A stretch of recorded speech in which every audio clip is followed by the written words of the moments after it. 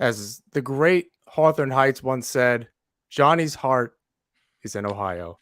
Welcome back to NHB. John Zella, James Nichols here with you to break down the last week of Islanders news. We'll get to the Gaudreau stuff, free agency later in the show. So sit tight. It's not coming in that long. We'll try to breeze through a lot. We recorded last week right before the draft.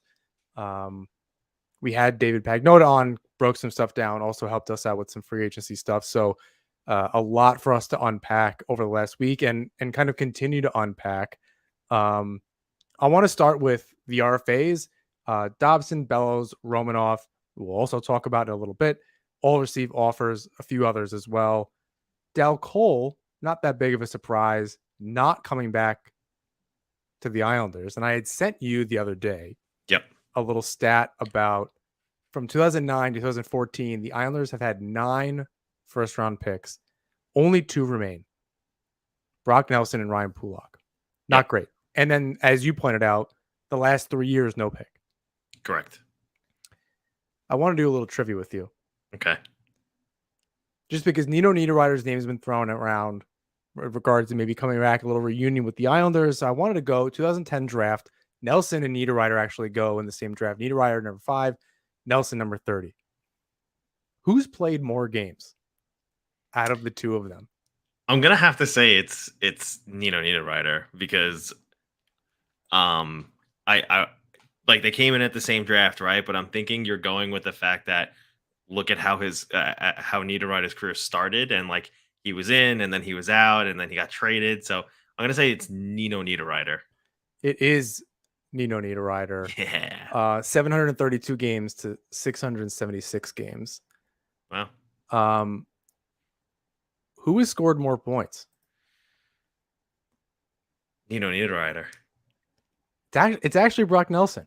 Oh, okay.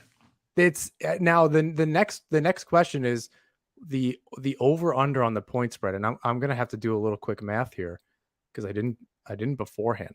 Mm-hmm. So what do you think the point spread is between the 2 of them, and then now that you know Nelson has more, how many more? How many games has Brock Nelson played? 676. I'm gonna say is like 310 points. Considerably more than that. Nelson has considerably more than that. They both have considerably more than that. They're both over half a point per game. Ish. Definitely ish. There's a 20-point spread between the 2 of them, even though Niederreiter's played about 60 more games. Interesting. 387 to 368. So thinking about the 2 of them, maybe a Niederreiter reunion.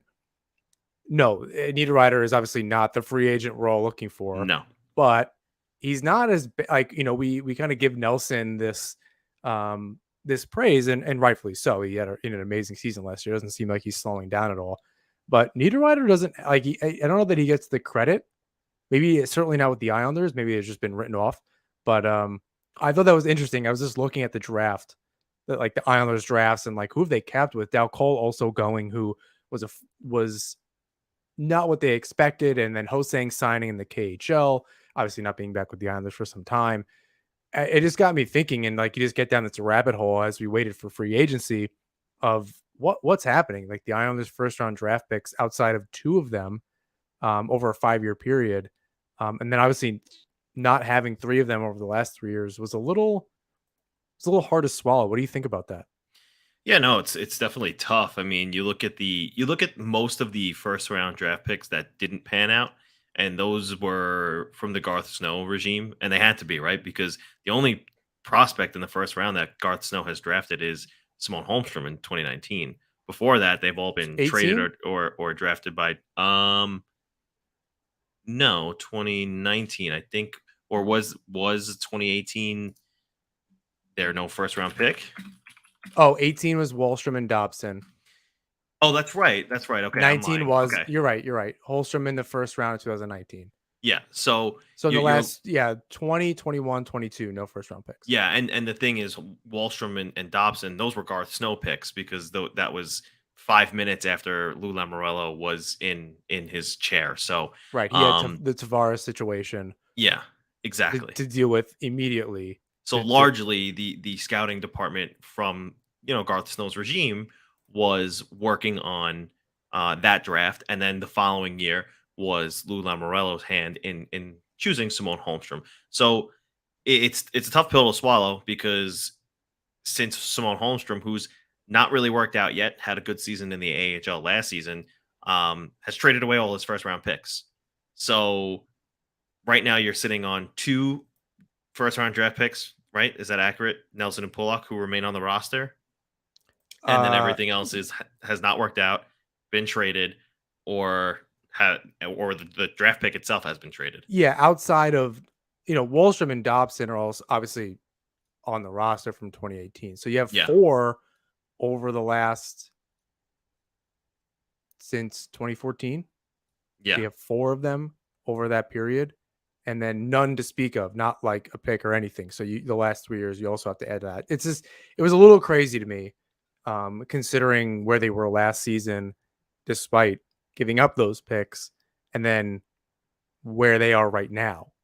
And then speaking of the draft and not having the most recent pick, um, Lamoriello trades a 13th overall pick for Alexander Romanov, who I think there's a distinction between, some people are like, if you didn't see this coming, you were living under a rock because Romanov's really good. And I think our point in saying that was that wasn't the trade we expected. Right. He's really good. I don't think anyone's saying that. I don't know if sure. he's the answer, and we can discuss that. But that wasn't on our radar. I don't know that that was on anyone's radar. No one I didn't see that on anyone's list. I didn't have it on my list. We No, didn't discuss it. It wasn't like, oh, this is a potential. He's an RFA, and we did try to think of those types yeah, we of did. players, right? Who's an RFA? He Lamoriello likes that control, which is smart. How young he was going to go, I think 22 is a little bit of a surprise, Yeah, and very raw. I think that was a surprise to everybody, but he does seem to fit the mold. I think we had both said, who's going to give Dobson the latitude, right? Maybe it's not this Chikrin type. Maybe it's somebody else that's just going to give Dobson the rope to do what he needs to do and just be a rock back there and be tough.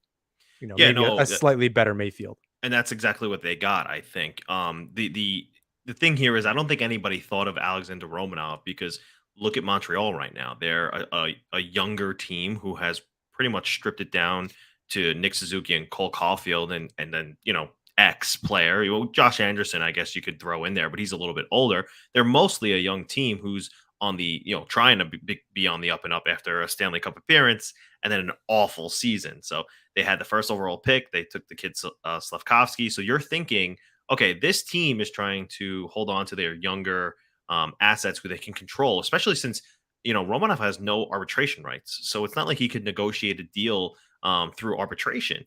Um, so right away, you think to yourself, okay, they're not going to trade Romanov. He's only 22, and he has a ton of upside. He was a second round draft pick, and not like he went last in that draft. He went like second or third in that round. So he was like pick 38.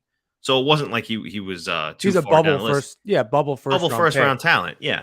Now, albeit I was doing the research on him, and he wasn't supposed to go until like the third or fourth via most projections.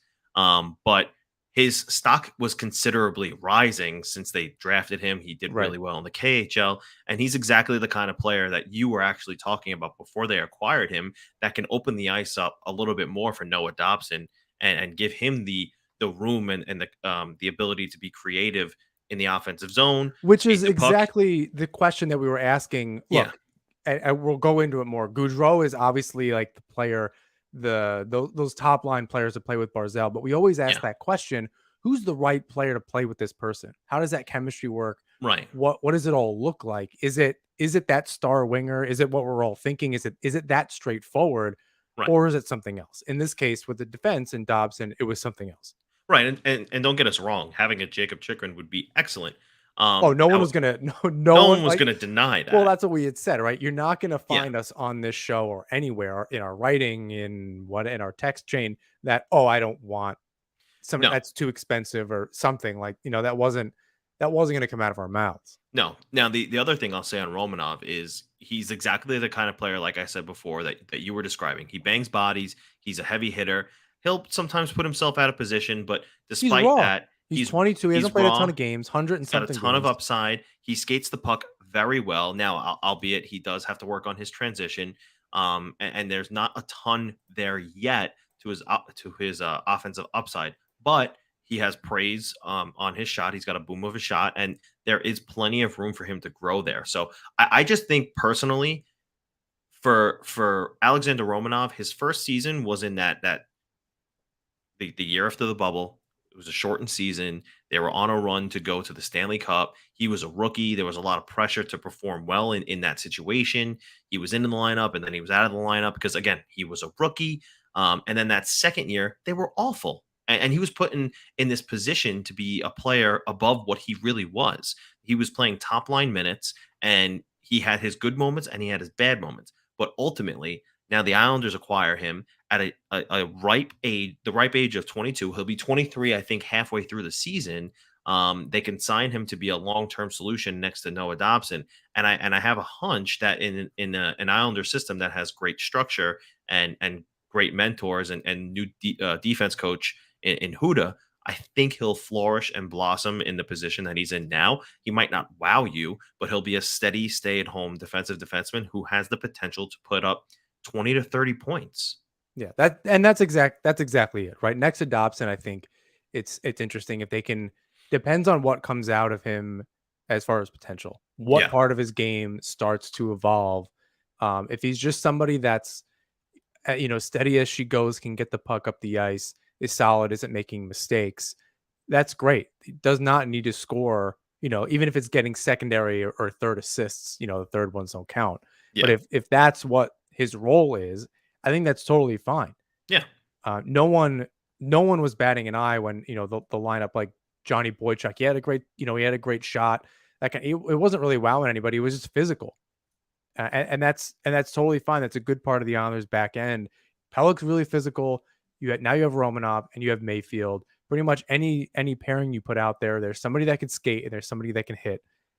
Opens up the options for the power play, and if he can just at 5-on-5 be steady, I think that's all that the Islanders are asking for. I think the question is the Islanders defensive group solidified? In so much as you look at that Pellick, Pulak, Romanov, Dobson, Sala, Mayfield.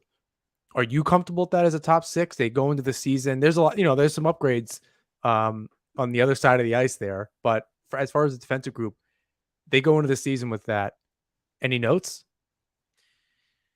Well, I'll start with saying it's just day one of free agency. There's plenty of offseason left to maybe get that third pair guy. I do think Romanov will be on the second pair with Noah Dobson.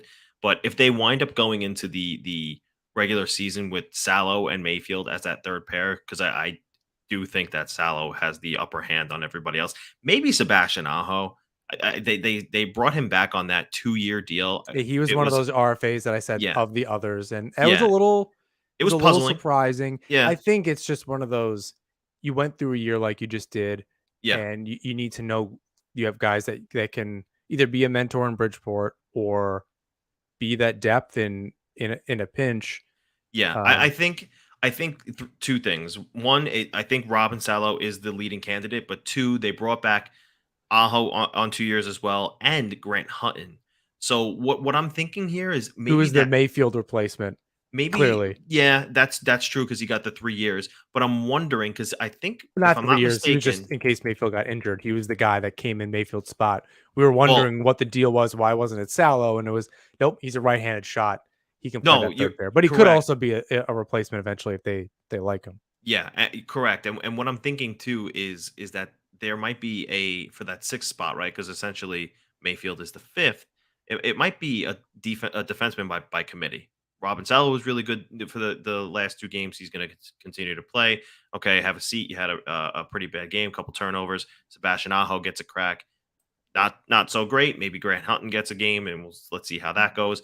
Maybe the internal competition will bring out the best in those players. So that could be something healthy going on in their lineup, while filling that role and having a sixth and seventh and eighth defenseman if you have to have it.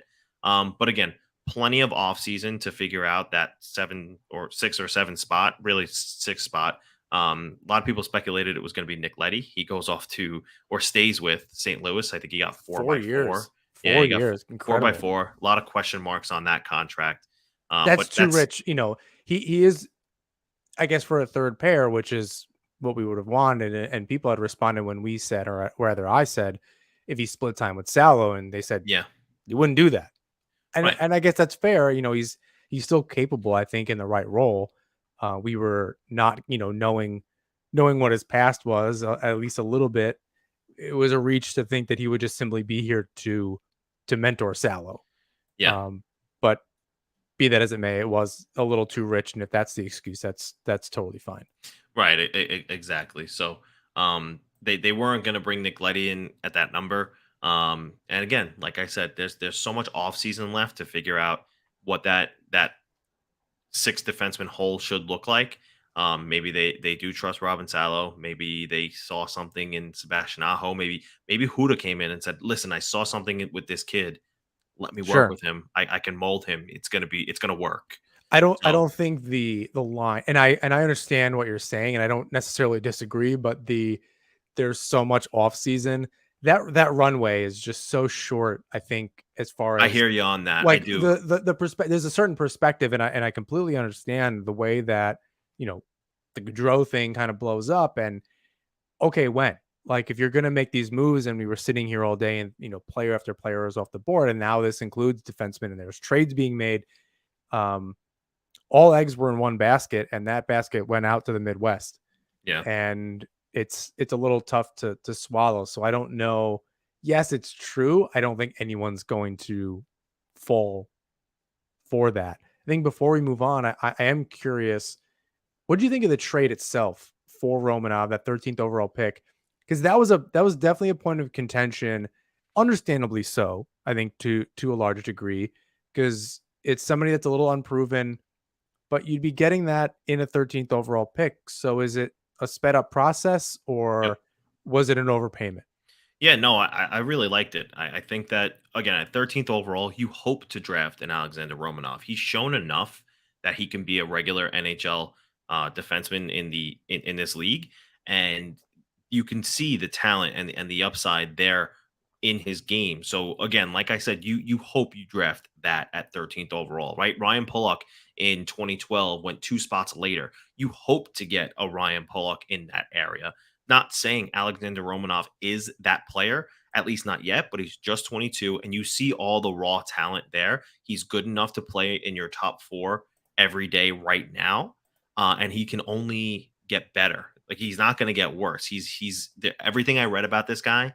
He's a highly motivated personality who just day in and day out works on his game. And there was one comment that I really liked about him that said, if you throw if you throw Alexander Romanov in the middle of hell, he'll climb the top of that mountain and be the best person in hell on that Yeah, mountain. So yeah, and I love that about him. I think that's definitely an attractive part of him. I Yeah, think jokingly, I had said, and a couple of people were saying something about Casparitis, and obviously, I yeah, thought that was not only hilarious, but somebody to really be. It's obviously wrong to compare him to anybody, because he's so young, and I'm not necessarily doing that. But they need a Chara, right? Like they need, like, if they're going to be a tough team, if that's kind of on the back end, in front of their own net and their own end, right, if that's what they're going to be, they're going to be a tough team. You're going to have to play with a player in Pellick that can skate and hit you, right, and Mayfield, who is just going to absolutely, I don't like that he hurt Kucherov, because he's a really good player, and right. but he's not afraid to do it. That's, yeah, I go back and forth on my feelings about that necessarily, but Yeah, he's going out there, he's going to hit people. If and a guy like Romanov, if he can keep it under control, and not go over the line, and be a tough son of a bitch to play against, can he be a Chara? I don't think he could be quite quite that effective. But if I he don't think can be anybody that, could be a Chara, but no, the but if he thing could be is, that type of extra guy for the Islanders to just be that toughness on the well, back end. did you see the YouTube highlight video or the highlight reel of all of his big hits? He I did throws. watch through some of that. He's a big boy. He's like 6'1". He's 208, 209. I mean, he's not Zdeno Chara at 6'7", but or 6'9", but Right. he's a big body. He's a solid body. He skates. 100%. He's fast, and when he stops moving his feet and he's coming at you, he's gonna throw big hits. So I think the good news there is that let's not say Chara, but they got their own version maybe of a Johnny Boychuk with more upside. Maybe that's probably the more fair comparison. I just meant in terms of somebody like that's what their role is. But Boychuk's obviously not only a closer comparison, but somebody that the Islander fans can truly appreciate that reference because they saw what he did with the team, and we didn't really get to see the best of Chara on either side of his career, frankly. Right, and that's the thing. I think that he has the same makeup as a Johnny Boychuk with more skill in the upside department.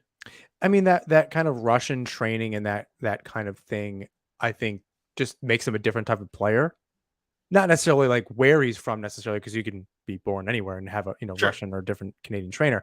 But so just having that perspective on the game, like that head up from your own end, kind of that passing mentality, that a little more finesse, a Johnny Boychuk with a little more finesse is cool with me. And if you can grow next to a Dobson and be on that again, a team with Pelican and Mayfield, and learn from them, new defensive coach and Huda, I think that's a good fit for him and for the Islanders. It feels like an overpayment. I do I think you're 100% right in choosing that player at 13. You hope you can just get somebody that goes right into your lineup. That's not really going to happen at number 13 or really outside of the top 5 for that matter. Mm-hmm. So knowing that he can just kind of step in and be that player, it gives me hope. But it's going to be, quarter of a season at a time to see if it's truly worth what the Islanders paid for, especially knowing that the cupboard is a little barren. Although at 22, he'll be around for a while, and it's not like Pelech and Pulock are going away. Salo is still there. They're not aching for this person tomorrow.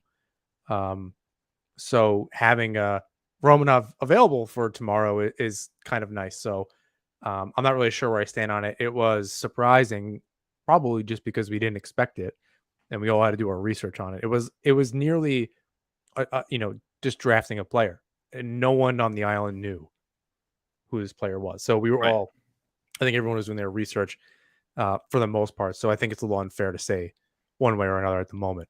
But I ultimately, and to wrap up this little segment here, I think at some point, and that could be as soon as, I don't know, Thanksgiving, we'll look back on this trade and say, yeah, that was a good one. Personally, that's my opinion.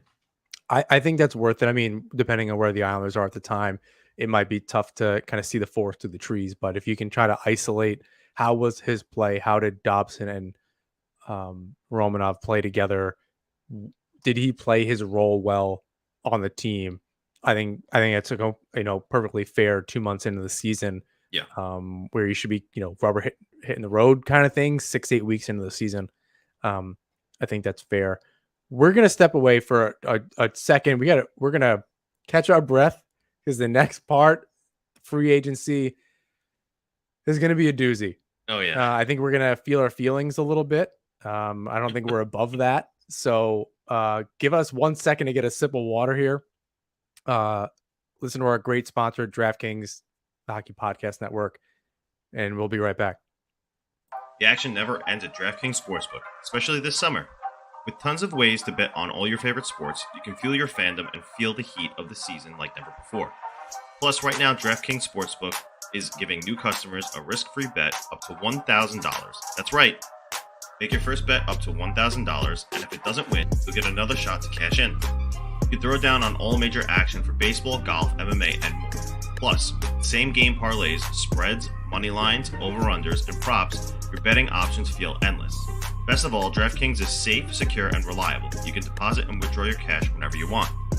Download the DraftKings Sportsbook app now, use promo code THPN, Make your first deposit and get a risk-free bet up to $1,000. That's promo code THPN only at DraftKings Sportsbook. Minimum age and eligibility restrictions apply. See show notes for details. Okay, we're back. I got a sip of my fizzy water. I think we're good.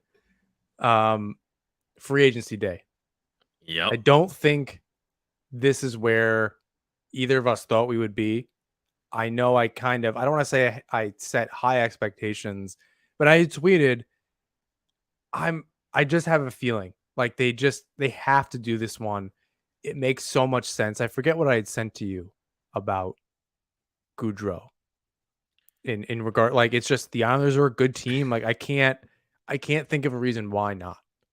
Yeah. Uh, So you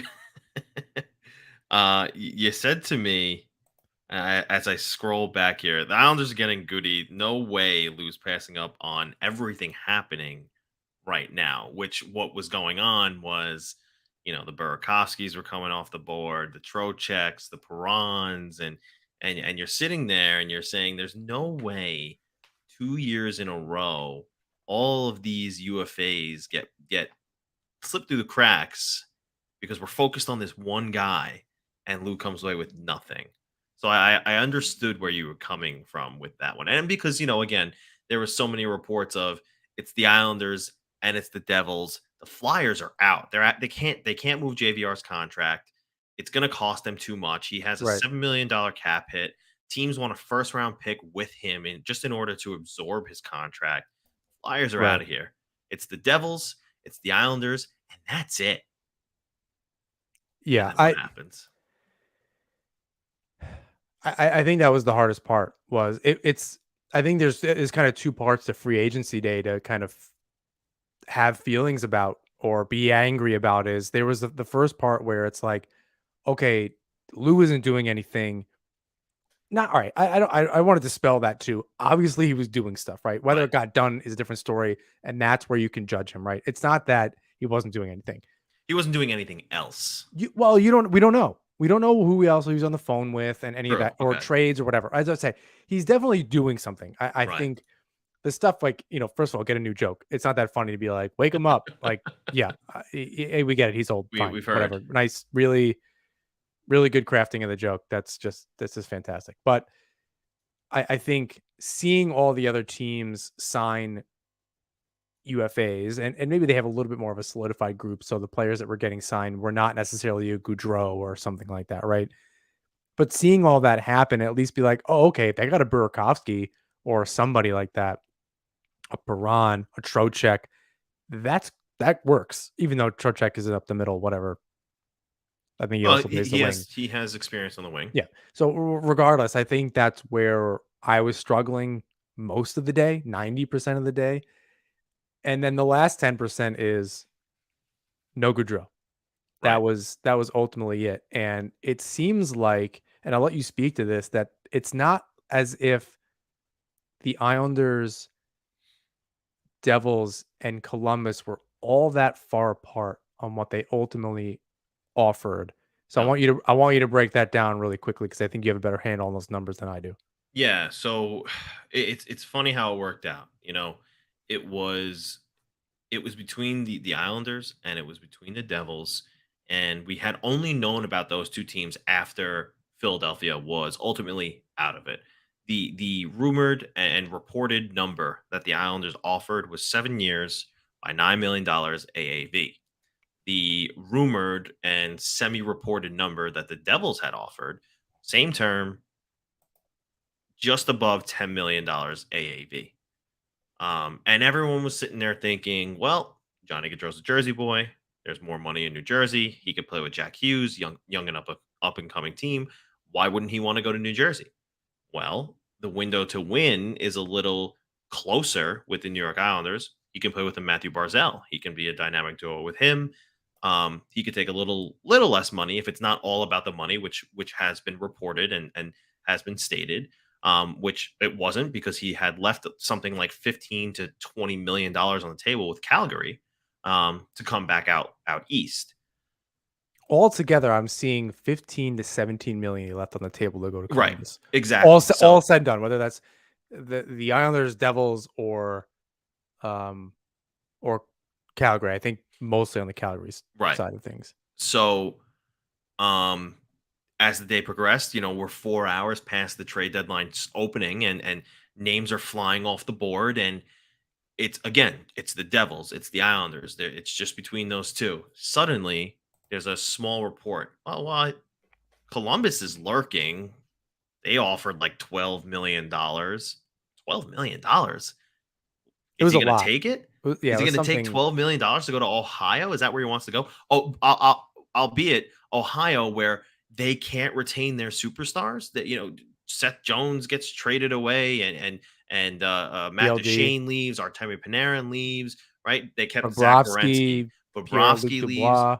Right? So the question is, is he going to sign in Columbus? Who signs in Columbus? Well, what ends up happening?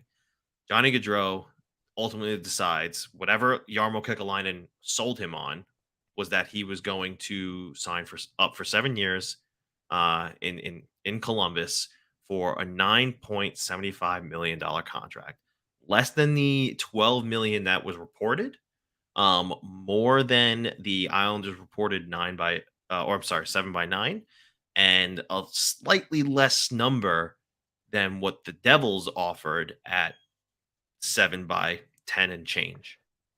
So you wonder what Jarmo. I don't know at this point what Jarmo Kekalainen sold him on. And I, that I I think was that's the question. Like, ultimately, what's the difference if you're going to rank these yeah teams? The Devils are with Gaudreau. Obviously, they get much better, but that window isn't quite open yet.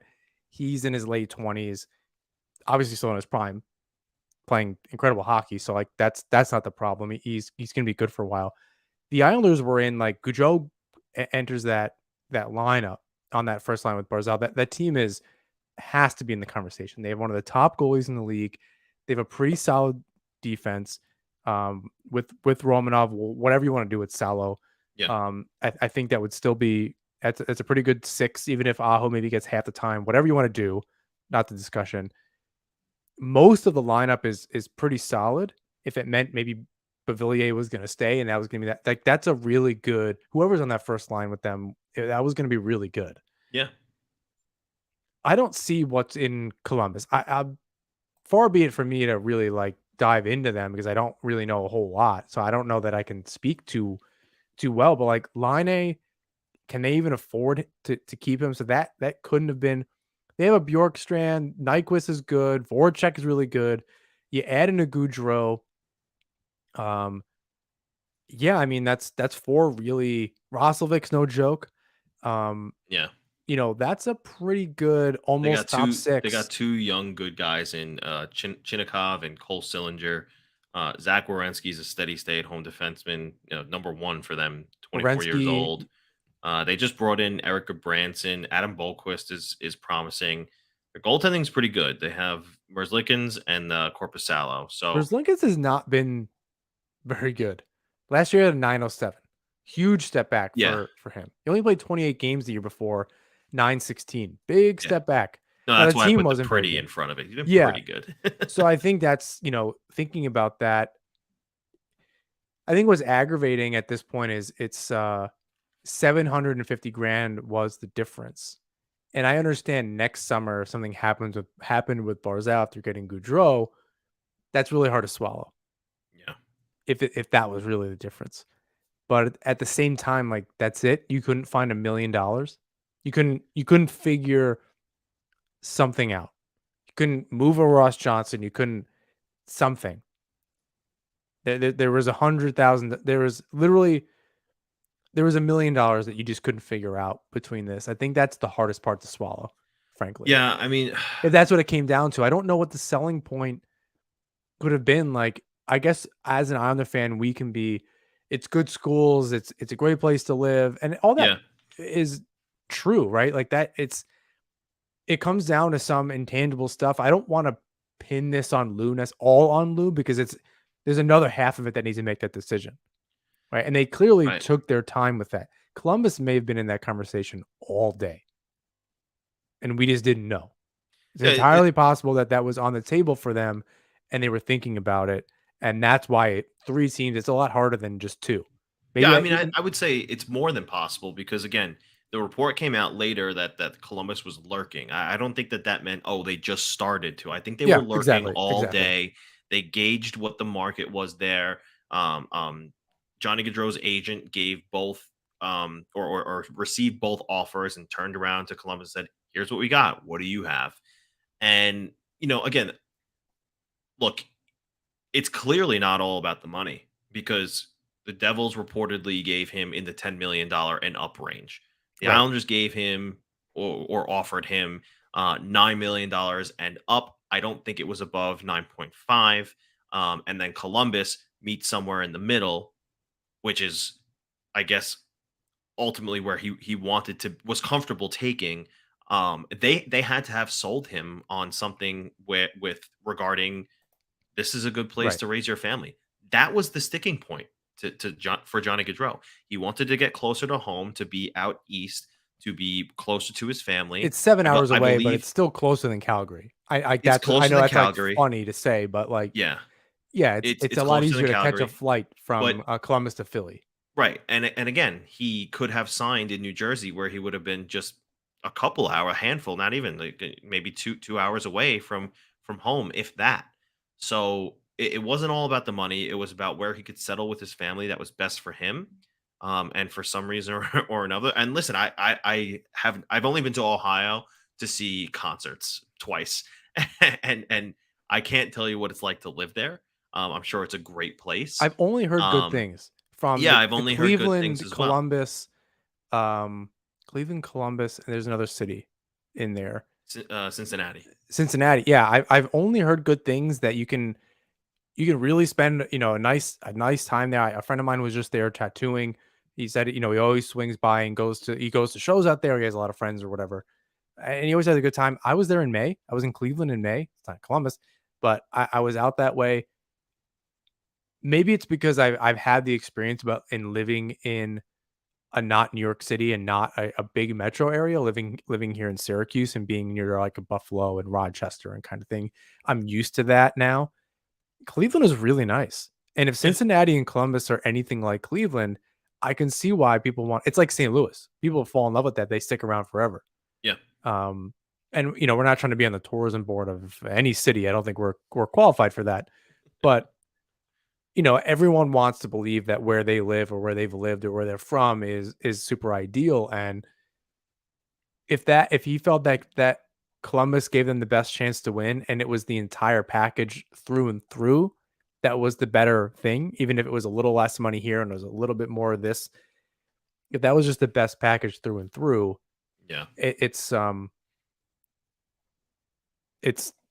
what are you gonna do? Right. Now, I think, but maybe before we jump into the rest of these things, and maybe it's not fair to do it at this point, but and to really judge a Lamorello. What can we judge him at this point, or do we really need to see what he does or doesn't do? Because there's trades out there. There are other UFAs. I know we've both said before, even with David Pagnotta on the show and Joe Pantorno and any of our guests have all said they need to do something really impactful. Like this They do. can't be a, Or they did. oh, we'll see what this turns into. Like that's interesting. Um, let's see what they can add to the roster. Like that can't be it.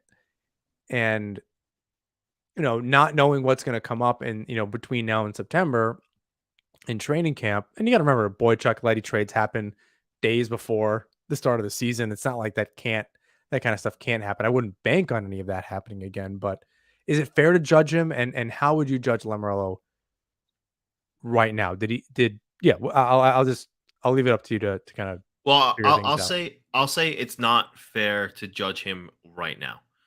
Um, because we have to see how he responds. Now, if it's one of those things where it takes until September to find out we acquired a Zdeno Chara, yeah, you are surely you have every right to say shoot him off to the sun and let him ride and never come back. But if he responds in a way where I'm thinking he will, just because again I think it's the last year of his contract. There's definitely pressure from ownership to ice a team that is enticing and exciting for the fans. Um, and there's pressure to get back into the playoffs. Lane Lambert's first year behind the bench. You let go of Hall of Fame coach Barry Trotz. Like, they need to show up and impress on October 13th. I think the season opens. They need to show up, and they need to be impressive. They need to put asses in seats at UBS Arena. I think I've said that a multitude of times on our shows. So as of right now, no, I wouldn't judge him on losing out to a surprise team who came in and took them away from not not just you, but from the other team that you thought that you were competing against. And Calgary. You got to remember he walked away And from them Calgary. too. So there's Right. there's four teams involved in one, really Right. five. Philly just couldn't figure it out. Right. For the Um, longest time, we the Islanders mantra was that they can't get big free agents. And that's never been a Lou Lamoriello thing. That's been a New York Islanders thing. They drafted their dynasty roster. They acquired Butch Goring to boot. Their after that was any success they had was through draft or trade. It's never really been the Islanders signed this big free agent guy. So can you blame Lamoriello on that? No, it doesn't help. not yet. I don't And think it and I'll doesn't say this. help. I'll bring up just because Andre's been listening to the show for a long time, and he Sure. pointed out, you know, and I'll put the comment up here on the screen so people can see it. What Ledecky said was that Lou gave him ideas about what to do with the arena, make it attractive to free agents. Lou can't close deals. He only knows how to fire coaches. I wouldn't agree with that. I don't agree. I don't agree with the whole thing, but the closing the deals thing hits a little bit, right? And I don't know what goes into this. I don't know what those conversations were like. I don't know. Lou wouldn't be in the league this long if that was the case. I think it's almost only a little unfair. And Andre, I'm not trying to call you out necessarily. I think it's a really good discussion point, and that's kind of what we're talking about is judging Lamoriello. Is I think our expectations are really high, and understandably so. This team has been snake bitten is just wouldn't do it much justice, frankly. Um, just not really given the time of day by the rest of the league. And even with back to back conference final, we think that that's going to help out, and it just doesn't. They're one goal away from a Stanley Cup final, just over a season ago, and it's just a tough pill to swallow to see this happen again. And I think that's where, in the moment, yeah, I absolutely agree. Andre, your second comment was Lou Lamoriello failed, and I can't disagree with that at the moment. But on the other hand, I do want to see what the rest of the offseason has in store, although that feels like a cop out. If I'm thinking about what a lot of the other people in our circle are saying, um, all the people that we know and kind of our level of whatever we are, podcasting, writer, whatever, that's what a lot of people are going to be saying. That I don't want to wait until the rest of the summer. Like, he just needed to do something ahead of time. And is it fair to judge him so quickly? I think a lot of people would say yes. I think a lot of people would say, yeah, he needed to get something done. And he just didn't. And we've always waited for the rest of the offseason. We've always waited for that surprise move. And that's simply not fair to anybody. Most of all, I the Islanders player, the rest of that team. That's not fair to them. I think that the thing too is when you can't talk about Lamorello and say he doesn't close deals. Uh Respectively, Andre, I wanna just say, look at his history. I understand it's frustrating that he hasn't been able to do it for the Islanders, but what's the biggest name that comes to mind for you when thinking about big free agents that Lamorello has closed the door on? Ilya Kovalchuk.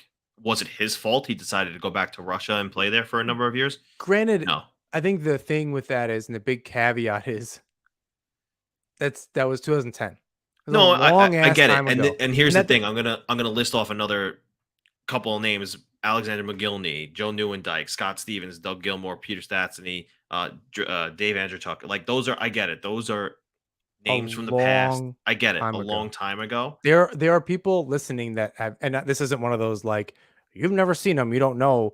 But there's listeners that don't even that those names might not even be familiar, and they've never even seen them play. That's how long ago some of this was, and that's a problem. In today's, I'm taking that side now. I guess I just because, but I'm just frustrated. Those are a long time ago. No, I get it. You gotta figure it out. I can't recall exactly what he did in Toronto. Um, but I don't think he was, teams didn't really get much better, although Kyle Dubas is not doing his team any favors as far as I can tell. No, But I don't think Lamoriello did anything major either during his time in Toronto except in draft the Austin 4 or 5 Matthews. years. Yeah, I mean that's a slam dunk. How can you kind of screw that up? Yeah. Um, but yeah, I mean I think it's absolutely right to be frustrated. I think that my ultimately my question is how frustrated can you be? I guess we don't know. I mean, I I mean, guess the it's thing is feel your too, feelings, but you know, there's a line. the thing is too, when I think back to when Artemi Panarin didn't sign, what more like what more could have Lamorello done? He gave him the biggest offer. Maybe that's not exactly what happened this time with Johnny Gaudreau, but he took less to go to Broadway. There's nothing you can do about that. Yeah, I think that's where people, and that's what I would love to know what those conversations are actually like with the GM and the agent, because Right. I know, obviously the general manager, the agent, and the player are having conversations. There's time of day given. There's a period where they're all actually going to have the conversation together, and it's not going to be general manager to the agent. Yeah. I just wonder what that's like.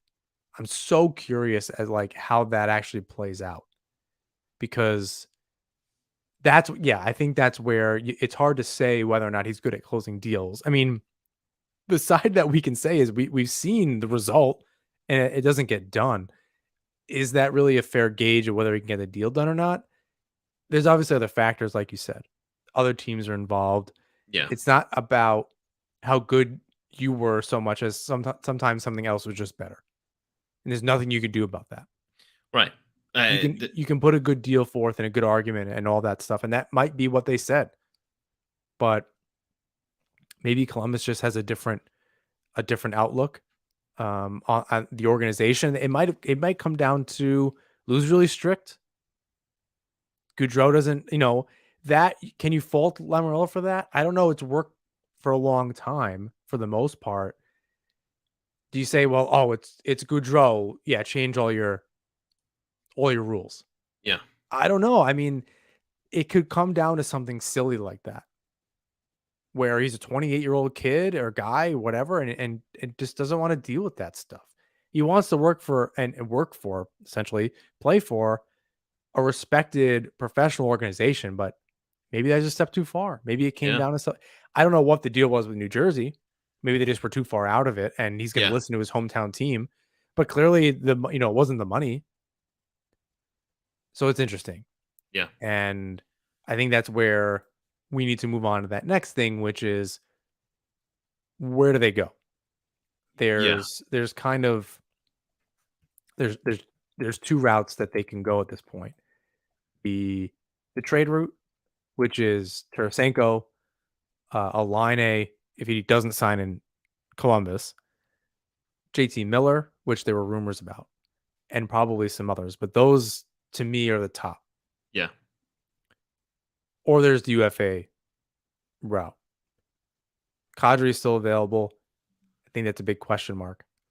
Palat is still available. Huge red flag. I think I said 2 episodes ago it wouldn't go anywhere near that. Yeah. There's Ryan Strome, former Islander Ryan Strome, Not just Ryan Strome. and Dylan Strome, and Nino Niederreiter. Yeah. I think we start there. I think the conversation starts with UFA. Okay, which of those 4 or others would you kind of, or 5, you want to count both Strome brothers? Which, $9 million, if that's what Lou was willing to offer. I don't know if I don't think any of these players on their own get that. Well, Like these are not $9 million players. I don't no, know. I don't know that you could get two of them, but it's possible to get more than one. Strome and Niederreiter could do it. maybe. I'm making things up. Yeah, Dylan yeah. Strome and Niederreiter. I don't know, between two players, if you got to move a little bit of money around, it's not like it's not doable, right? No, yeah, you're right. But the thing is, there's three tiers of players in this short list. Ironically, four players, three tiers. There's Kadri, who's the impact player. There's Palat, who is the um, top six guy, your prototypical top six, and Strowman, Niederreiter, who are your middle six guys. Those are the guys who I hate using this word, but those are the guys you settle for. Um, the thing with Kadri is he's looking for that big deal. He's looking for 8 million, maybe 9 million. If maybe he gets a short term AAV, maybe it's 3 years, and he gets the 8 million. I might buy that. I might buy that if I'm the Islanders and that's our window. There's been talk of because there was that report and I believe it was Elliot Friedman who had said look out for the New York teams to be in on Kadri, right? Who was the last person to sign Kadri to a contract? Lou Lamoriello. Right. And I think Kadri rightfully, it's a lot like Palat for me in that it's a flash in the pan on a really high octane offensive team. He really stepped up in the playoffs, and I think that's something that's definitely attractive to Sure. Lamoriello. So I can understand why that would happen. Obviously, they have that history, so it's not like Lamoriello wasn't watching the playoffs, right? He knew who was maybe UFAs or trade bait or whatever the case was. So he definitely, in theory, fits in there. The point production just isn't there. I don't see that now. Next to Barzell, maybe he can continue that. I I don't know. Um, so I don't know if I don't know if he can recreate that next to Barzell. That's not. I don't know how many of his points are power play points. I don't know anything. Yeah, no, I don't know. I don't know what the future of his career is, and I don't want to give somebody like that who's just kind of showing he's not. Is he a first line player? well, all right. So I pulled up his numbers here. He scored 20 goals once in 2013-14 with 23. Ever since then, he's topped out at 18 last season. He floated somewhere between 15 and 17 most of the time. He scored 15 and 55 last 2 seasons ago, which I guess is a higher pace. Maybe he's finding his stride a little bit later. Not I don't want to say a Joe Pavelski type, but Joe Pavelski just keeps getting better with age. Maybe Palat is too. But it's a risky signing to bring on a Palat as your top line solution for someone who's only scored 20 goals once and topped out at 63 points back in 2014-15. So I hear you on that. Power play points. He had one power play goal last year. He had seven the year before. We're talking about Kadri or Plot. No, I'm talking about Palat. Yeah, we were talking about Kadri first. Either way, I think Kadri had 28 goals last season, and That's different. he scored 30 years ago. Well, Either way, they're both the same age, playing on teams with high powered offense. yeah, That's not what you need to bring to the table. If Gaudreau shows up on Long Island and only scores 90 points, that's still a massive improvement for somebody on the Islanders, yeah, right? definitely. And that brings them they're likely making some serious noise at that point, Yeah, right? no, I think that's the difference. yeah, I'm with you on that. And the thing is, I wonder. There's been chatter about again, like I said, Elliot Freeman said, watch out for the New York teams on Kadri. Um, and there's been chatter about is Barzell better on the wing? I don't know. I don't have that knowledge, but you could see a situation where you sign a Kadri short term, put him on the first line at center, and slide Matthew Barzell left or right, and run you know Barzell, Kadri, Beauvillier, or flip Barzell and Beauvillier, Kadri, and Barzell. Now you got two high elite skating offensive talents with a guy who could create some room and put the puck in the net if he has to in Kadri. it's a little enticing. It just depends on the number. I agree. I don't think that the UFAs are as attractive as the potential trades. No, because again, you're right. Palat scored 20 goals once in 2013. Strome, we've been there, done that. He had his success next to Artemi Panarin. Can you bank on that coming back? Niederreiter is a good all-around player, but he's no better than I mean, a ceiling second liner. But realistically, he's probably a third line guy. if the deal was if they had dealt Bavillier away or Bailey away and they needed somebody to fill in on the second line or whatever the case was, or Niederreiter was the left winger on that first line with X player or Gaudreau or whatever, Right. yeah, I'm here for that. If you can afford it and it's not breaking the bank and you got other money out, I'm here for that. I think he would be a really good supplementary piece in the top six one way or another. Not the guy, not the A player, not the 1A player, but definitely somebody. And I think any one of those players, I think Kadri and Palat will um, demand way too much. So I don't think they're that option. They're in that medium kind of range there where it's like, are they a top player? Are they are they a top six player or are they a top line player? Yeah. They're right in between, and it depends on the team that they're on. Strome and Niederreiter are very much top six players, can play kind of anywhere depending on the makeup of the team. And they found success in those roles. But like I said, I think the trade route is going to be more fruitful. I don't know what that means exactly. I don't know how Lamoriello gets that done because he wants people with term.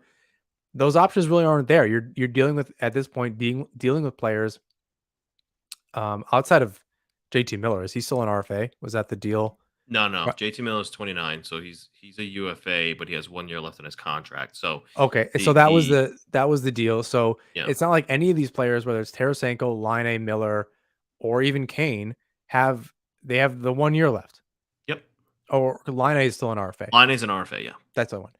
So that's the route I think that if you're going to get that 1A player, certainly is that on the trade market. I want to start with Kane because I think that's the one where people are like, get it done, get it done. Why aren't you calling Chicago? And I think that has more to do with Kane has full control over where he goes or if he goes. Yeah. And that's the problem. Lou can call and doesn't actually even need to do that. I think the reports are Kane has not said that he wants a trade. Chicago is trying their damnedest to get Taves and Kane to request a trade by doing whatever they're doing. But they both actually need to do it. They need to say, Yeah. I want out of Chicago. And they're very proud, understandably so. I personally, I don't know that I want a Kane in the locker room. I know he's really a very good player, but all that shit going on and with 2010, either of those guys, I lost a ton of respect for them. I don't know that I want them around a lot of young guys on our team. But on the hockey alone, yeah, obviously you're paying attention to Patrick Kane if he's wanting out of Chicago, but that's just outside of everyone's control. That's not a Lou Lamoriello thing. Right. And what excuse you're making for him? You can't make these players. I think despite whatever mafioso kind of thing that they put over Lamoriello and making people do things around the league, that this isn't one of those things. This isn't how he's just not going to be able to pry Kane out of Chicago. Yeah, I mean, the thing here is, as of right now, as it stands, both Patrick Kane and Jonathan Toews, quote unquote, want to see it through and are reportedly going to start the season with the Chicago Blackhawks. That's per Scott Powers and Mark Lazarus, who cover the Blackhawks for the Athletic. That was straight from who's the GM of the Blackhawks now? Regardless, the Blackhawks GM, straight from his mouth. And after our conversation with those two, that's what it looks like. So if there is going to be a trade, it's supposedly going to be an in-season trade if that happens. Now, albeit just 2 nights ago, Evgeny Malkin was going to hit the open market. What happened the next night? He signed with the Penguins for 4 years to return. That's the kind of stuff where that kind of gives everybody a little bit of hope. It's scary and hopeful at the same time. Like think how quickly things can change. So you wonder, if Lamoriello turns around to, it's Kyle Davidson. Thank you, Andre, for putting that in the chat. Turns around to Kyle Davidson and says, "Listen, what is it going to take to get a Patrick Kane? Maybe they could work something out." However, I will say there are also serious connections back to Buffalo, his hometown, where he could possibly go and be the hometown hero. He has his cups. Maybe he wants to play for his hometown team. That seems to be the running theme with guys that the Islanders are going after, albeit Johnny Gaudreau didn't sign in Philadelphia. And the other team that is constantly linked to Patrick Kane, and it has a lot to do with Artemi Panarin, is the New York Rangers. So there's going to be competition there. Who doesn't want Patrick Kane? And the other thing is, regarding Patrick Kane, there's going to be suitors. There's going to be people who want him, because although he's going to be 34 this season, he had 92 points last season. He had 66 assists, 26 goals on a really shitty Chicago Blackhawks team. He had 66 points in 56 games 2 seasons ago. He had 30 goals 3 seasons ago and 84 points. He's still playing at a high elite level. He's going to make your team better no matter what on the ice. He's exactly the kind of talent you're looking for. It's just going to depend on the cost, and it's also going to depend on when they're willing to trade him. You're muted, by the way. I know you tried to say something, but it's going to depend on No, when yeah, they. no, it's 100%. Yeah, so 100%. so now you're turning your attention to some of the other guys who are rumored to be available. I have a take. I want to hear from you first. What you're thinking About Kane in general, about, or yeah, the trade whatever market? Kane in general, or who you think who should be up next. I want to hear from you first. Obviously, Kane, like I said, I think the locker room stuff and off the ice stuff is that respect factor. It's tough for me to get past that. I think anybody kind of involved with the Blackhawks organization kind of at that time rubs me the wrong way. The Duncan Keith thing, Yeah. all those players is really rubbed me the wrong way. And that's probably putting it too lightly. Like I don't really have respect for them. So it'd be really difficult for me to be excited about them, Kane coming to Long Island. Yeah, I that's a could see factor. what the success would be. I think that's really clear. You outlined obviously his last 3 seasons. Barzell obviously would be playing with probably a childhood hero, or at least a teenage hero in Yeah, his eyes, definitely.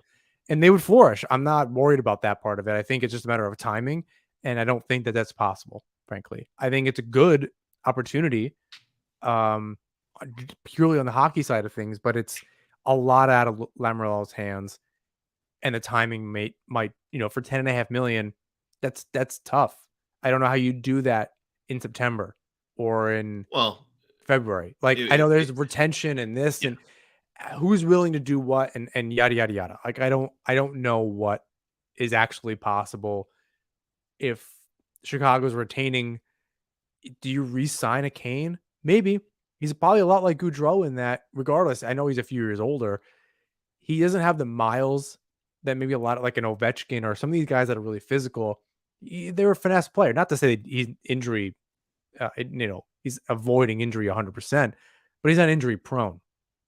Maybe he can continue to play really well into his 30s on another 3 or 4 years. I don't see why not. It's entirely possible to sign him to a deal like that. I think that's what it is. If you're going to give up those assets, is he going to re-sign, and what does that deal look like? Does that keep Barzell around? Both in, does he think it will help the team long term during the length of his contract, and will it keep him around the dollars and cents of it all, adding everything up together? So I think that's complicated. Miller to me feels like the best fit. Simply, I think he's a little bit younger. Am I making that up? He's 29. So he's a little bit younger than Tarasenko. Line A is that pure kind of goal scorer kind of guy, but Miller might really be the player that can play next to Barzell, like that player that we're thinking about as far as um complimenting him, because Barzell can Barzell can shoot. So maybe having 2 players on that line that can they can both score 30 goals. I don't think Barzal's quite done that yet. Did he do it in his first season, that Calder season? No. No. So maybe he's more of a disher and JT Miller gets a little more goals, but they both have that finesse. They can pass the puck, they can shoot the puck. They're just both highly skilled, and I can see that kind of meshing. JT Miller's kind of been around a little bit. He knows the New York kind of area. He's been under that kind of pressure, although, out in the island is a little bit different. That to me, all around kind of player is the best fit. Line A is young. He's an RFA. You can lock him up for a long time. He can just score the goals and Barzal can set him up. Maybe that's the 1B to me, other than Miller. Line A maybe edges him, just does it for longer. And maybe that edges him out as somebody that could be more attractive for the Islanders lineup simply because of his age and his status. If Lou can go in, make the trade, lock him up, Barzal line A forever. Right? Like Well, and that's a really good look. That was my take, right? Because look at what Lamoriello just did. He acquired a young RFA in Alexander Romanov. We talk about the age of the Islanders. Oh, oldest team in the league. Well, they just got a 22-year-old ripe defenseman. They could get a 24-year-old ripe sniper and pair him with Matthew Barzal long term. This guy scored 40 goals in his second season in the league. He has one, two, three 30-goal seasons. He had 28 and 68, and then some half seasons here, 12 and 46, which he was like transitioning between Winnipeg and Columbus. And then he had 26 and 56 last year. He got hurt. That's not his MO. It was one season where he got hurt, but 26 and 56 over 82 games, he's scoring again close to 40 goals. Put that next to him. He's not playing with a Matthew Barzal. He's playing with a Cole Sillinger. He's playing with I don't even know who's over in Columbus right now in for their center depth.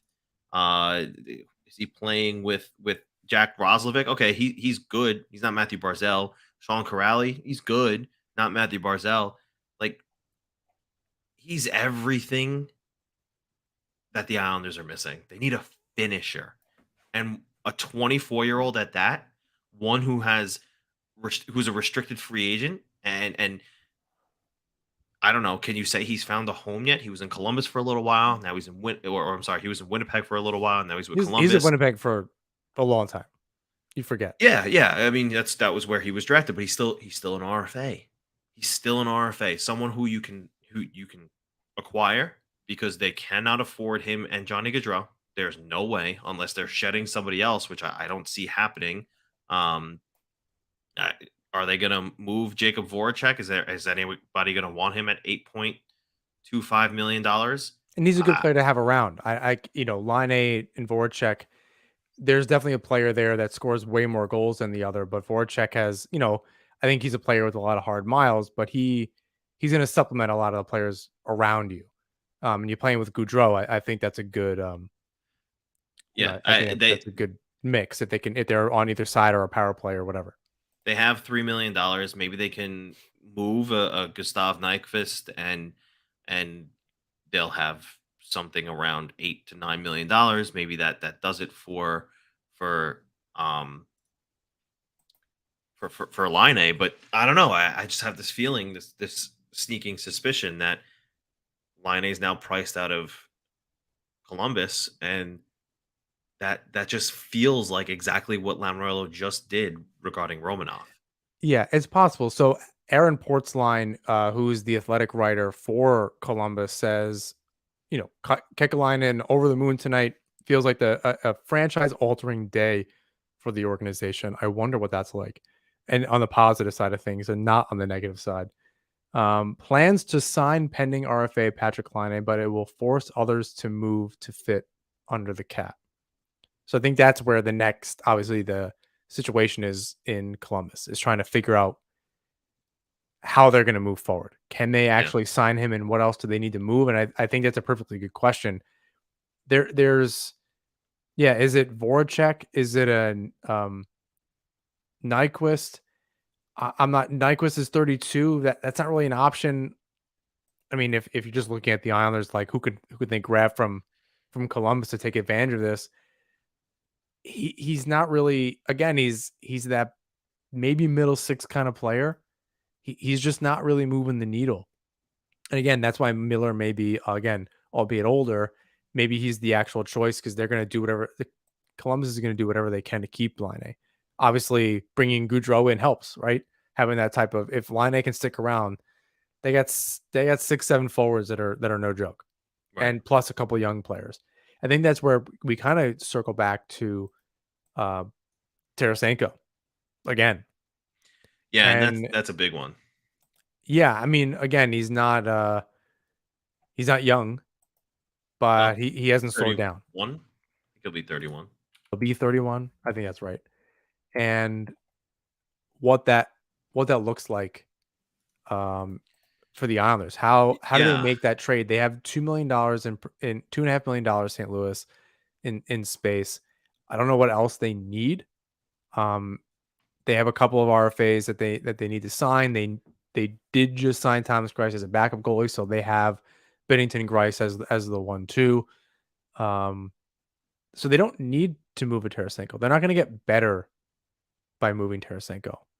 No. Well, who, the Blues? You mean, right? The Blues are not going to get better by trading that kind of player. Yeah. So he's owed $7.5 million this year. The good news is that his real dollars is only 5.5, which was the complication I think last season. Also, the shoulder. Everybody was kind of unsure about what was going to happen with him regarding his health, but he's only owed 5.5 in real dollars, as opposed to 7.5 AAV. Look, if you can swing it, 34 goals last season, 82 points. He was like top 10 in the league, I think, or something like that. I forget what the statistic was he was top something in the league. I can't. I'll tweet it out.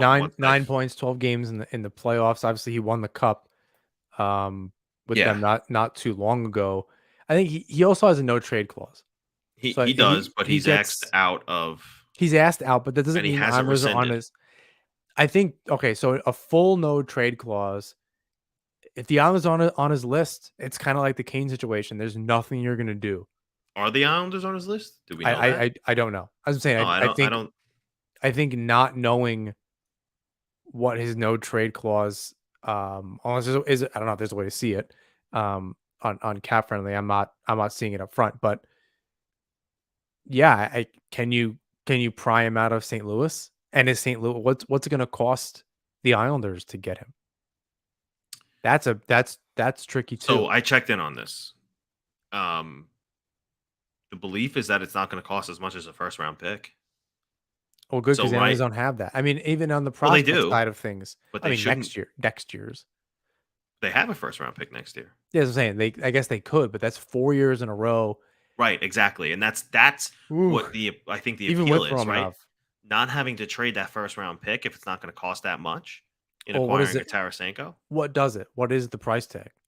So you're talking maybe a second round pick and a good prospect, like maybe a William Dufour, maybe someone, maybe William Dufour is not even good enough. I think Simone Holmstrom is still probably more appealing as a first round pick. He had a good season in the AHL last year. Is he a first round pick? Yeah, 23rd overall. Right. We just talked about that. Because again, what William Dufour was awesome. Only good news for the organization. You hope it translates to the AHL level. But Simone Holmstrom is a first round pick. Feels like less of a gamble, and he had 34 or 30 mid-30s points in the AHL last season with the Bridgeport Islanders. He's on like the up and up, and he looks pretty good right now.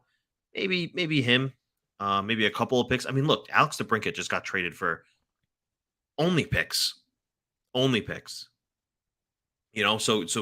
you could see a situation where maybe a Tarasenko could be had for not as much as what the for what DeBrincat was moved for, but not anything less than a couple of picks and a prospect. Doesn't have to be a first rounder. You do that all day. If you can keep your first round pick, trade away a couple of later mid round picks and a prospect to get a multi 30 goal scorer, also 40 goal scorer. Depends on the prospect. I'll say that. I'm wary. Even if you're not trading a first rounder, then you're kicking that down the road 3-5 years, right? I think the only Ratu is right there. Yeah, Maybe Dufour is right there. Simon Holstrom could be right there.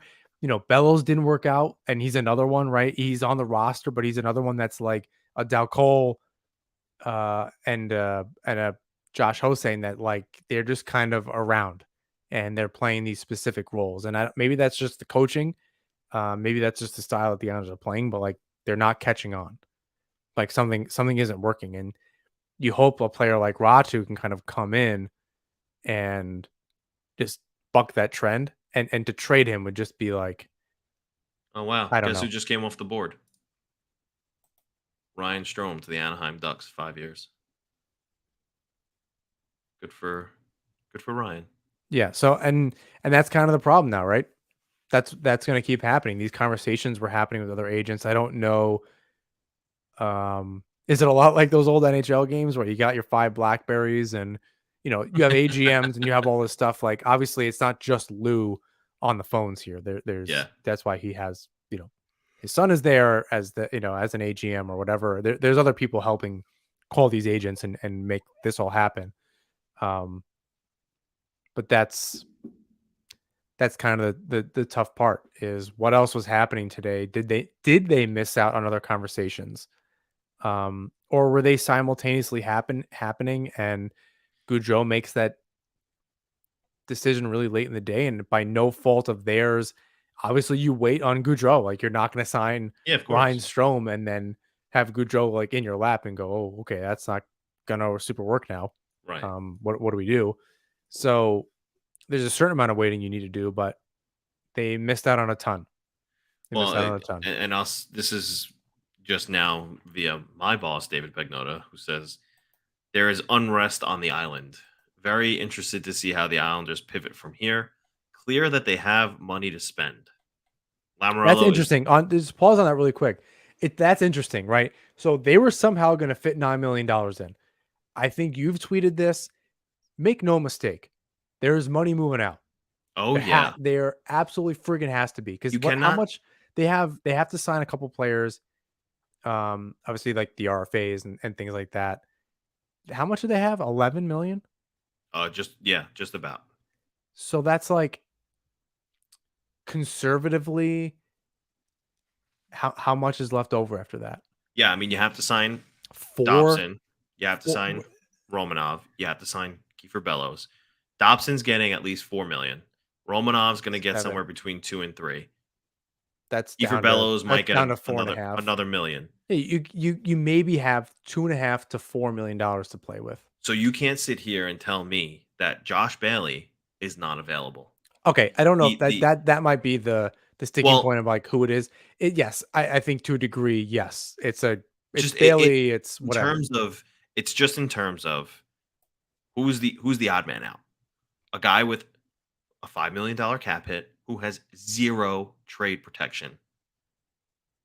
That's the biggest factor there. Look, Well, I at does this he have more point, value than a Bavilier? I think that's a fair question at this it point. doesn't matter. He has value enough that a team will want him. He has value enough that it's not going to take. You have to also take our first round pick to take Josh Bailey. He's still a 50-point player. Teams like the Arizona Coyotes still need to meet the cap floor. That $5 million is going to help. So you're not you'd be hard pressed to sit here and say that Josh Bailey's not the outlier here with zero trade protection and a $5 million cap hit, I especially don't if the disagree. Islanders want to widen their window in terms of how long they can continue to compete for championships by getting younger. He's one of the oldest guys on the team at 32. I think he's going into his age 33 season. Look, the Islanders were able to get rid of Andrew friggin' Ladd at last offseason. This is not that situation. Yeah, I hear that.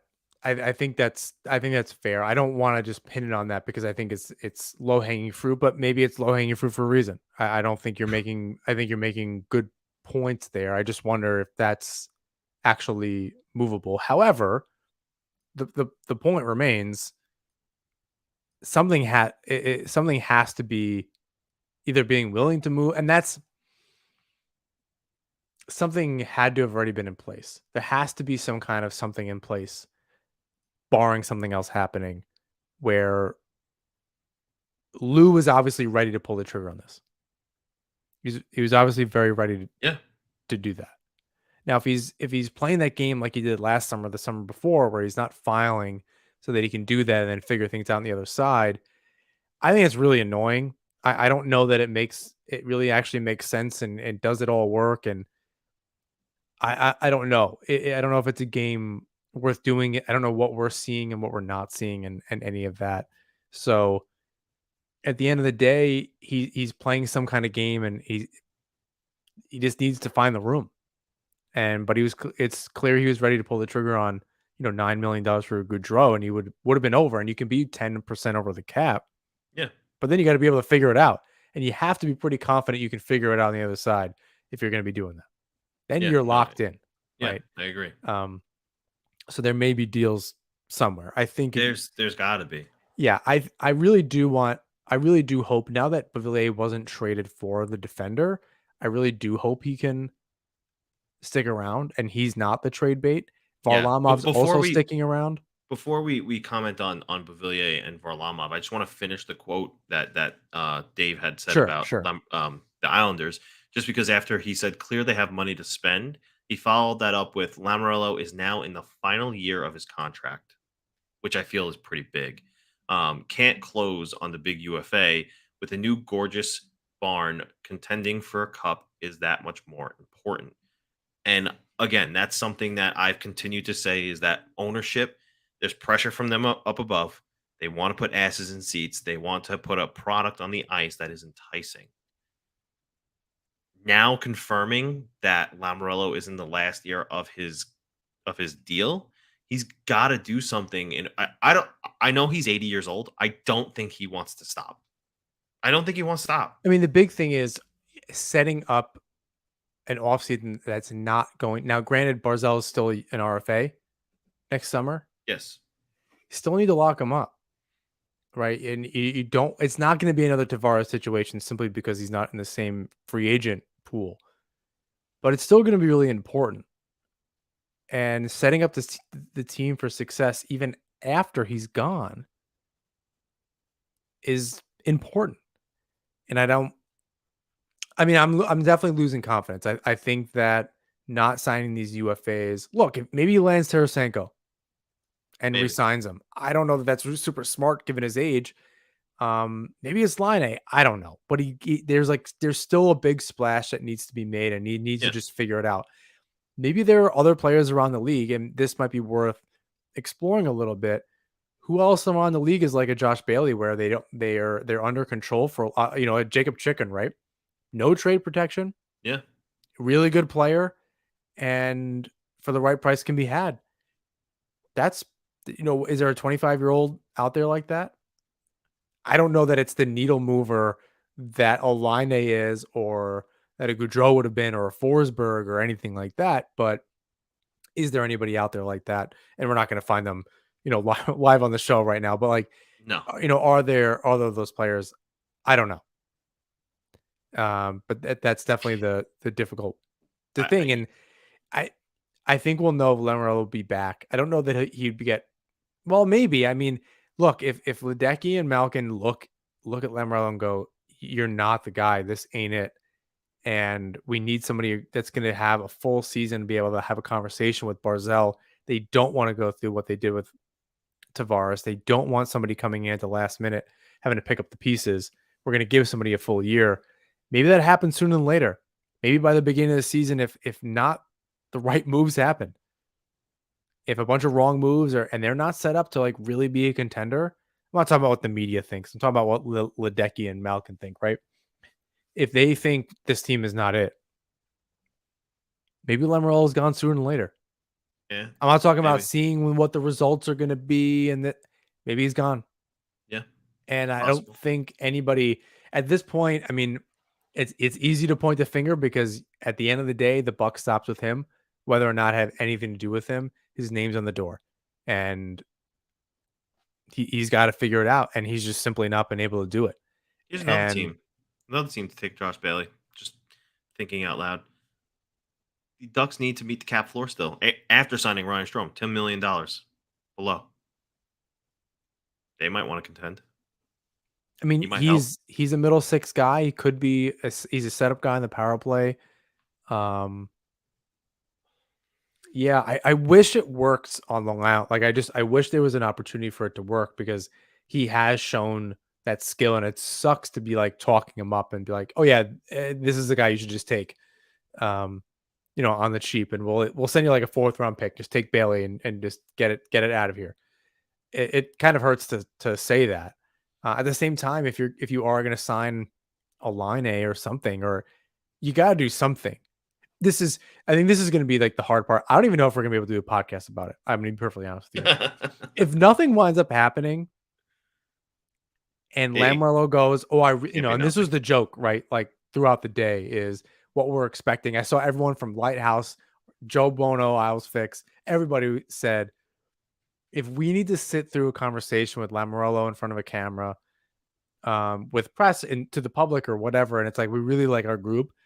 I do not know if I can do a show about that. I do not know if I can sit through that conversation. I have to be perfectly honest with you. I would lose my mind. It's just not where this franchise is. And that's where I'm like, I don't even know that Ledecky and Malkin should give him the opportunity to have that conversation. Yeah. If he's going to them, unless they have this blinding faith in this guy, there's no way he even lets the both of them even let Lamoriello have that conversation. I think I things can't have see a world where that happens. I think things have quickly changed. I think in the first 3 seasons of his tenure, it was this is great. Look at all this success that we didn't even realize we were going to have. Well, it's overachieving, and they took advantage of situations, and you can't take that Sure. away. Conference finals, all Yep. that kind of shit. The anticipation of the new arena, things were really swaying in the up and up in trending upwards for the Islanders. Overall, there was zero questions about Lamoriello. He acquired Pajot, signed him long term. He acquired Kyle Palmieri, signed him, and at the time, whether you want to agree with it or not, Kyle Palmieri was a big deal. He was the second best name on the board at the trade deadline that year, and he was excellent in the playoffs. And then when they signed him to that deal, if memory serves me right, and I'm 99% sure it does, when he was signed to that 4x5, everybody was pretty ecstatic that he was coming in a little bit cheaper than Jordan Eberle. I understand he had a tough season last season, The Jordan Eberle, Jesus but Christ, how do they not? but That's another misstep. That's another.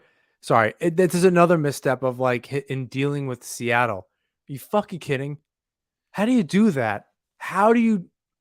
How do you do that? there How do was you give up? I don't know if this is true, but there was something that was quote I forget who it was. Somebody had said Seattle came to Lou and said, "Who do you want us to take?" He said, "I prefer you to take Jordan Eberle, That's not Josh Bailey." that's I don't fucking know if it's true. That's fucking bullshit. I'm sorry if you have kids in the car. That's I fucking bullshit. I can't. That's crazy. That's crazy to me. There's a lot of factors.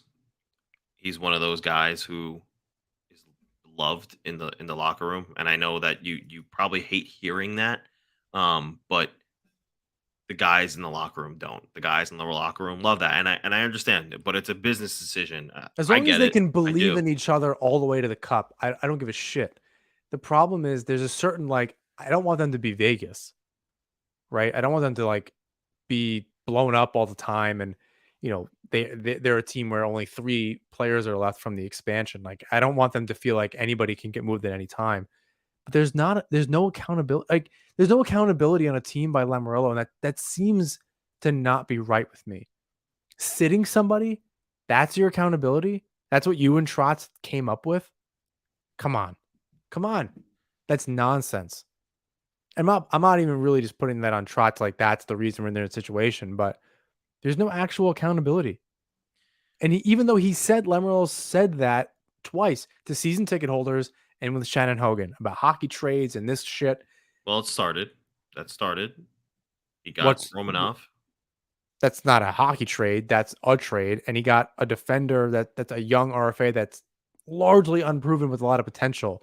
That's not that has the potential to be a really good pickup, It truly does. And we talked about it. I'm high on him. That's great. That's not like, again, that's not moving the needle.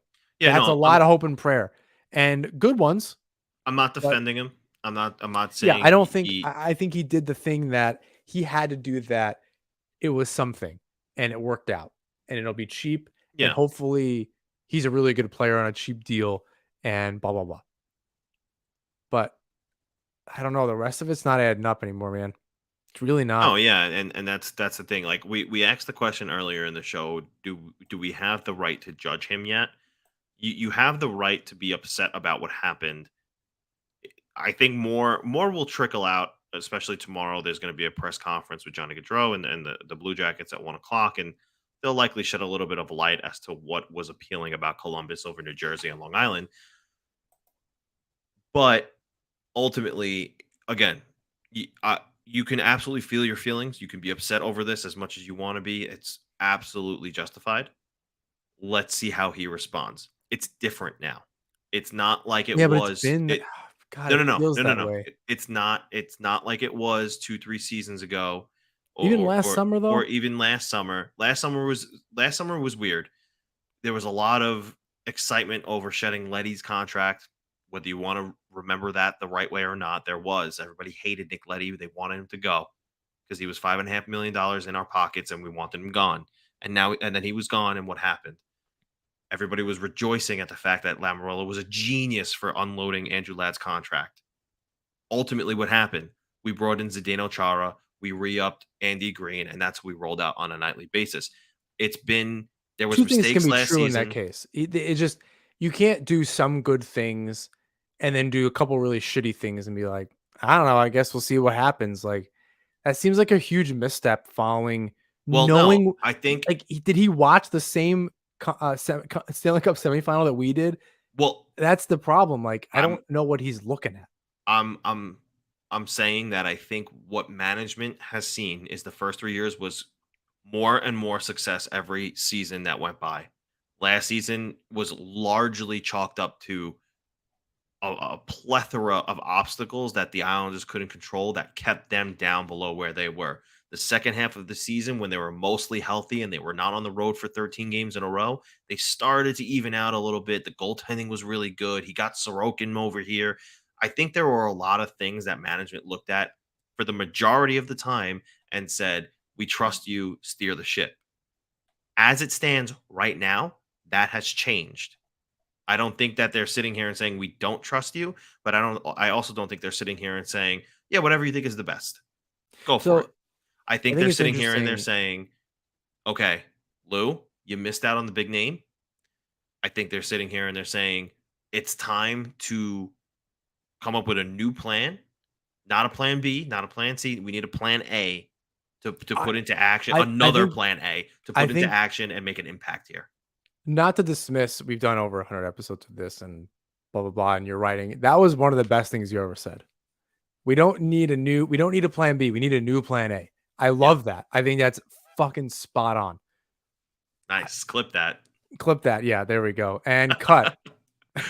What a show. Thanks a lot, everybody. No, I mean, we're almost done. I got a something here. This is a lot of emotion and energy. But yes, I think Islanders need a new plan A. If there was ever a title of an article that both of us are likely gonna write tomorrow, Let's see it's who publishes it who can first. publish it first.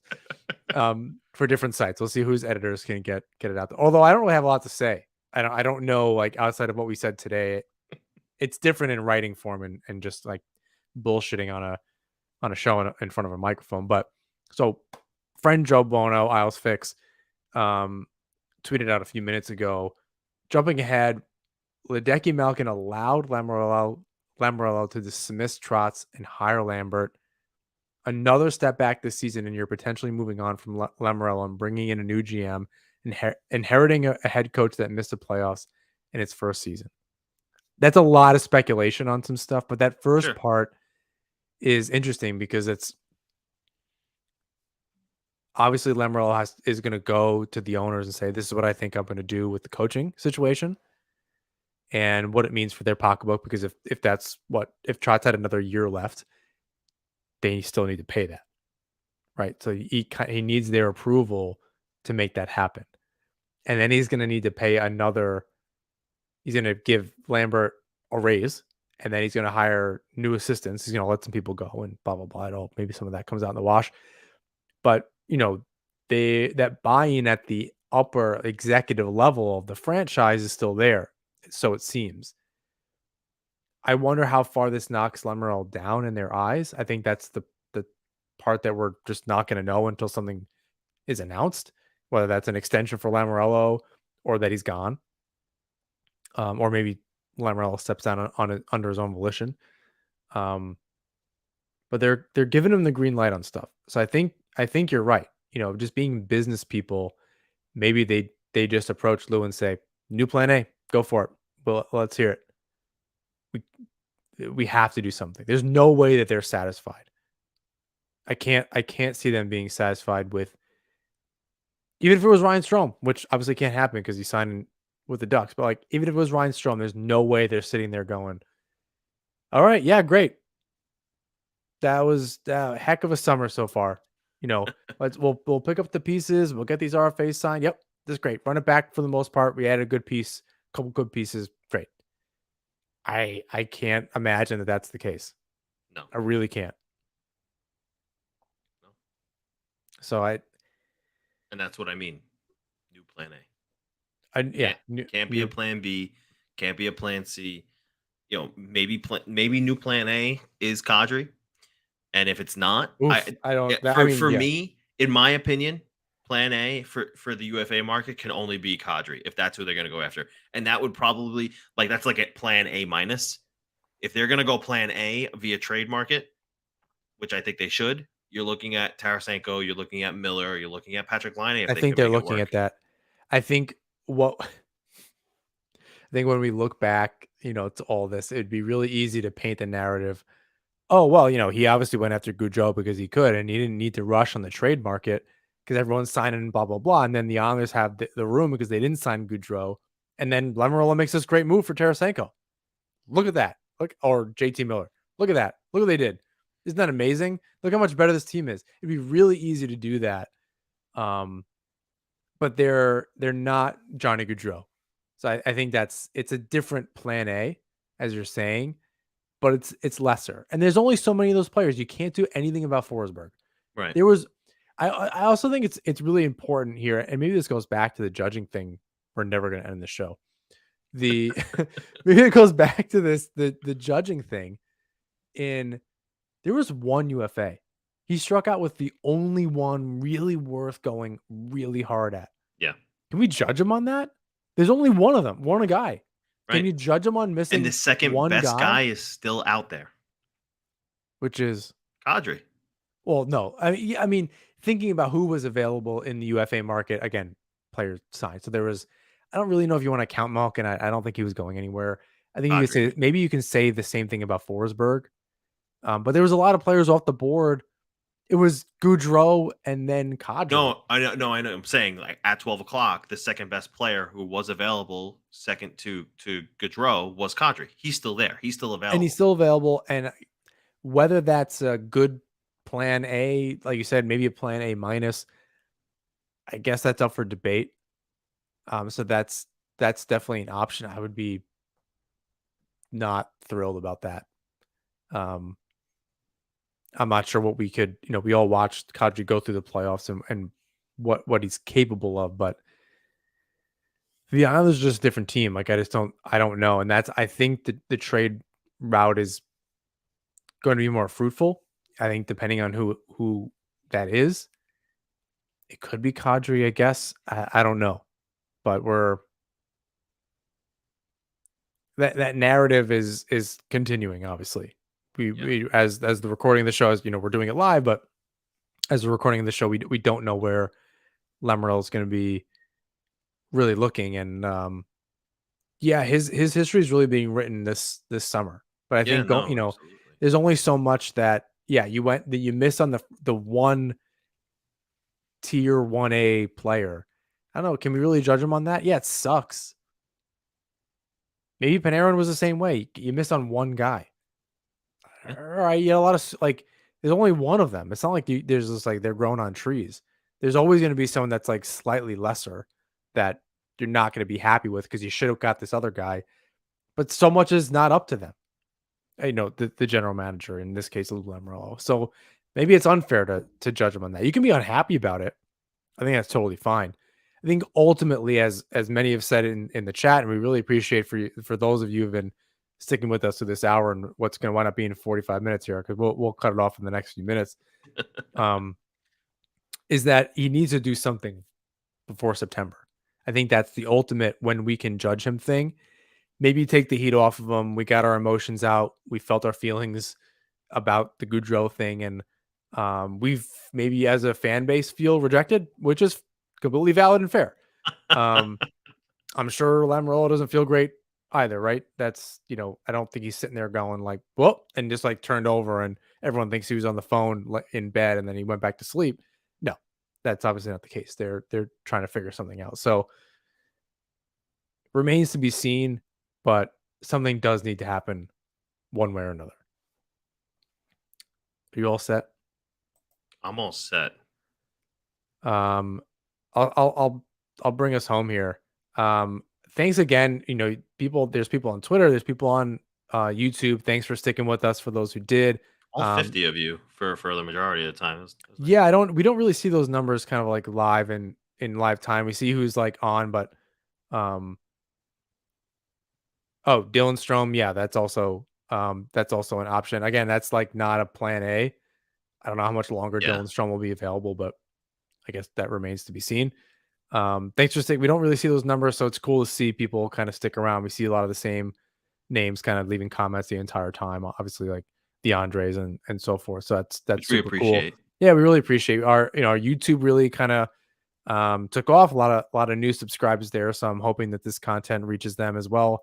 Really cool to see the last few episodes. It's obviously a lot of news, a lot of speculation, a lot of crossing your fingers and your toes and everything all together. Do we want to tell them next week's guest? Next week's guest, you tell them. We have a nice, fun guest coming on next week.